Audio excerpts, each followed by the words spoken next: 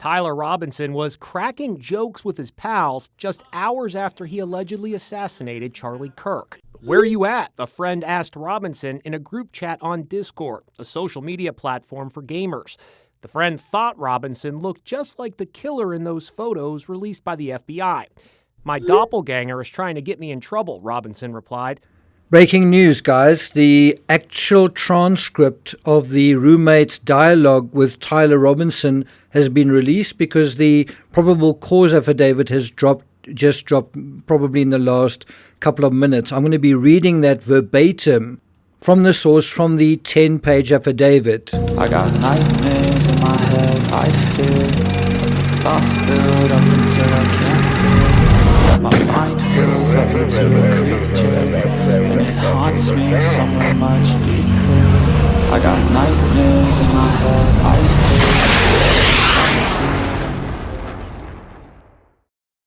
Tyler killed Charlie, another friend wrote. Then someone suggested they turn Robinson in for the $100,000 reward.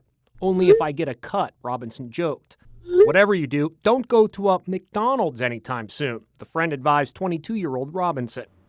Hello and welcome to True Crime Rocket Science. Now I'm going to make a comparison also to between Tyler Robinson and Luigi Mangione after reading the script, so look out for that. If you haven't already subscribed to the channel, please do. If you're finding this analysis worthwhile, please do hit the thanks button and let's get started. So, according to the affidavit, this is page 7, the roommate. Police interviewed Robinson's roommate, a biological male who was involved in a romantic relationship with Robinson. The roommate told police that the roommate received messages from Robinson about the shooting and provided those messages to police. On September 10, 2025, the roommate received a text message from Robinson which said, "Drop what you are doing, look under my keyboard." The roommate looked under the keyboard and found a note that stated, "I had the opportunity to take out Charlie Kirk, and I'm going to take it." Police found a photograph of this note, and then the following text exchange took place. This is really gobsmacking stuff. This is where it gets really interesting. After reading the note, the roommate responded, "What? You're joking, right?" with a whole bunch of question marks. Robinson replied, "I'm still okay, my love, but I'm stuck in Orem for a little while longer yet. Shouldn't be long until I can come home, but I gotta grab my rifle still. To be honest, I'd hoped to keep the secret till I died of old age. I'm sorry to involve you." So it seems like he wanted to keep this secret even from his roommate. Also, it's interesting that he seemed to have left his rifle somewhere, possibly collected his vehicle. Then when he went to collect his rifle, he couldn't because law enforcement had sort of swarmed that area. Roommate says, "You weren't the one who did it, right?" with a bunch of question marks. Robinson, "I am. I'm sorry." Roommate, "I thought they caught the person." Robinson, "No, they grabbed some crazy old dude, then interrogated someone in similar clothing. I had planned to grab my rifle from the drop point shortly after." Well, there you have it. But most of that side of town got locked down. It's quiet, almost enough to get out, but there's one vehicle lingering. So this is literally in the immediate aftermath of it. Roommate, "Why?" Robinson, "Why did I do it?" Roommate, "Yeah." Robinson, "I had enough of his hatred. Some hate can't be negotiated out. If I'm able to grab my rifle unseen, I will have left no evidence. Going to attempt to retrieve it again. Hopefully they have moved on. I haven't seen anything about them finding it."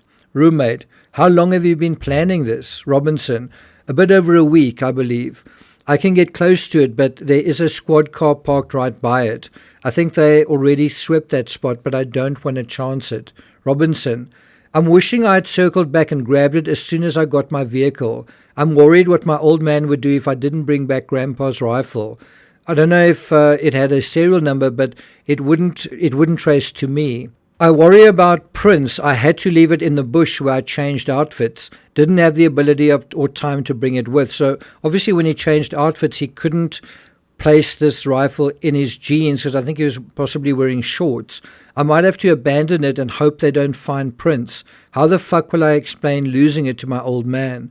Only thing I left was the rifle wrapped in a towel. Remember how I was engraving bullets? The fucking messages are mostly a big meme. If I see notices bulge UWU on Fox News, I might have a stroke. All right, I'm going to have to leave it. That really fucking sucks."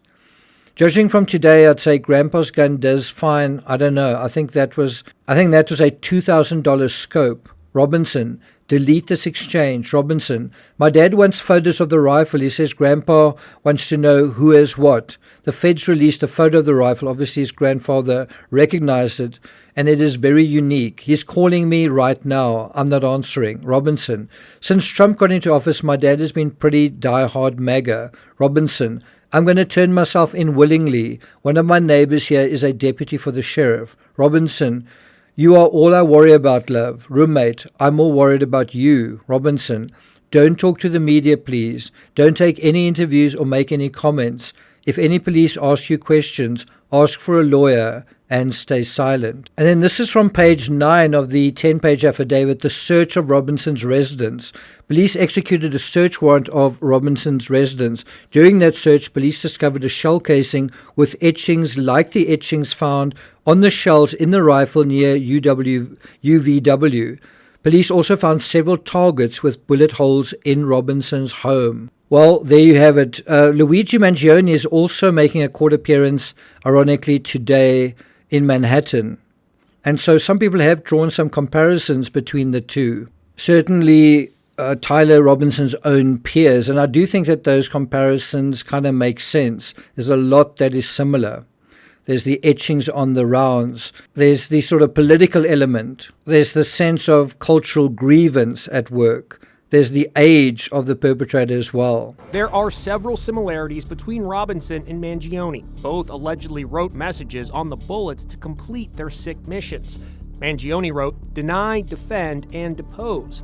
Robinson wrote, hey fascist, catch, and lyrics from an anti-fascist song, O Bella Ciao. There are also some differences after Mangione's, after that incident. People who celebrated what he did, were they fired?